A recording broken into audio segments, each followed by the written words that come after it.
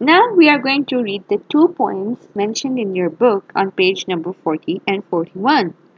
First of all, we will read the first poem, which is My Flower Pot on page number 40. Listen to this poem very carefully. My grandfather gave me a flower pot, and he gave me a seed. I want to grow white lilies, and I have to give them what they need. Water for them to drink so they can get strong. I can't wait to see what they look like. I wish I didn't have to wait so long.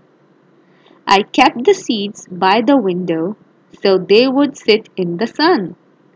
And after Salah, I made dua for each and every one. I gave the seeds lots of love and worked as hard as could be.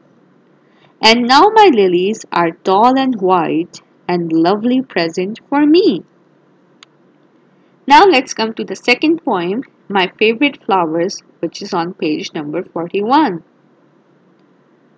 Sunflowers are tall, forget-me-nots are small, roses are pink, white and red.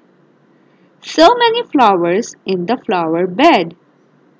Daisies are yellow and white, and poppies are very bright.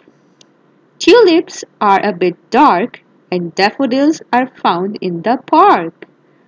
Flowers are so colorful, and they smell wonderful. What a beautiful creation they are!